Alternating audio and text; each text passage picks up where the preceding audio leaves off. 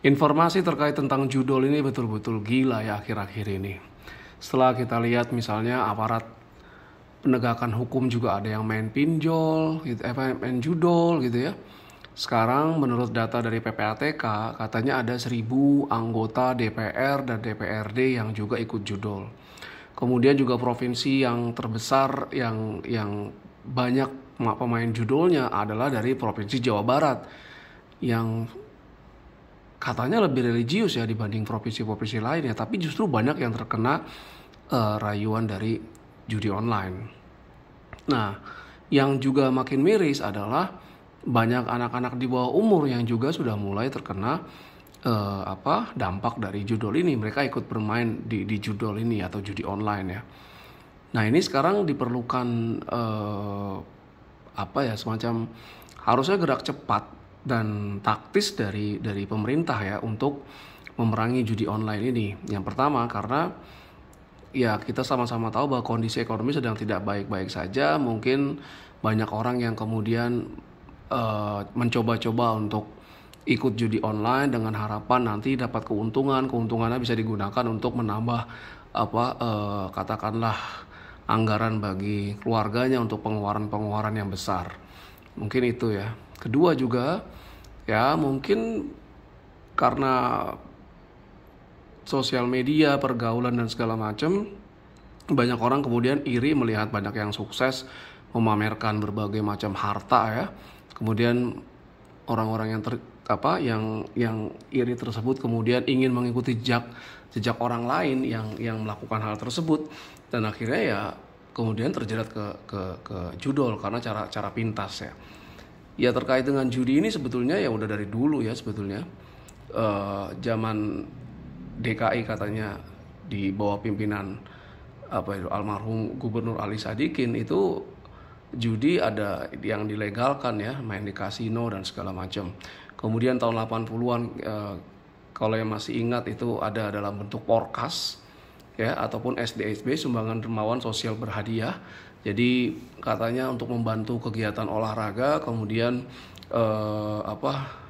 dibuatlah kayak semacam lotre gitu ya, orang membeli lotre tersebut, porkas tersebut SDSB dan menebak 2 angka gitulah, misalnya 2 angka Rp1.000 misalnya gitu, terus ditulis dalam sebuah kertas, kalau menang dapat 60 kali dari taruhannya ya. Jadi itu juga dulu sempat heboh gitu ya, karena ya uang dari masyarakat kecil itu kemudian ketarik dan penyelenggaranya itu orang-orang kaya lah ya, pemerintah dan orang-orang kaya gitu ya.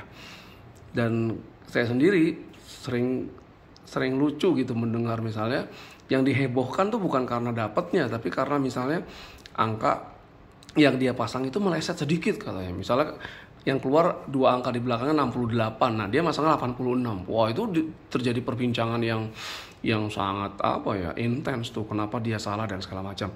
Dan perilaku orang karena gila judi buntut dulu atau porkas seperti itu SDSB itu jadi muncul aneh-aneh. Adalah orang gila ditanya berapa besok yang keluar, ada yang tidur di kuburan katanya untuk dapatin wangsit, ada yang mimpi kemudian dia beli koran tertentu dulu yang dia lihat gitu, terus kalau ada cerita tentang monyet berarti besok yang keluar monyet kodenya berapa gitu ya. Jadi aneh-aneh aja. Ada juga buku ramalan yang tidak ada metode yang jelas bagaimana bisa mendapatkan angka yang akan dipasang dalam judi nanti ya. Nah sekarang lebih masif karena judinya online, semua orang bisa mengakses gitu ya, dan mudah sekali mengaksesnya, berseliweran segala macam, dan taruhannya pun bisa dari yang paling kecil sampai yang paling besar.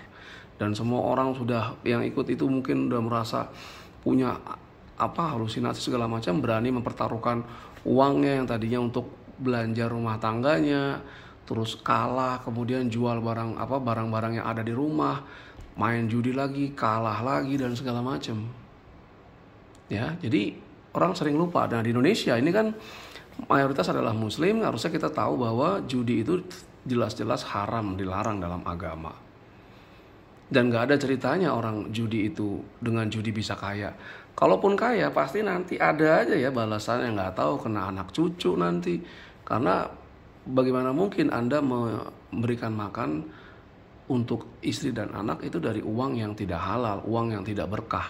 Jadinya akan seperti apa? Udah banyak kan contoh-contohnya kita lihat anak-anak pejabat yang ya gimana lah gitu ya, yang nakal dan segala macam gitu loh.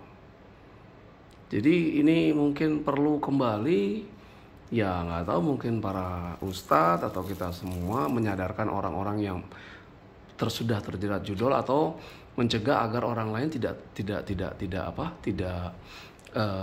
terjerat judul gitu ya. Maka harus disuburkan bagaimana kita bekerja keras, kemudian hemat, kemudian bernabung dan investasi, kemudian juga yang pada sudah punya harta yang sudah melebihi batasan untuk mengeluarkan zakat itu juga harus mengeluarkan zakatnya untuk membantu orang-orang yang miskin, yang kekurangan, agar mereka tidak putus asa kemudian terjerat ke dalam judul. Jadi yang disuburkan adalah sedekah, zakat dan infak atau wakaf, bukan menyuburkan judul.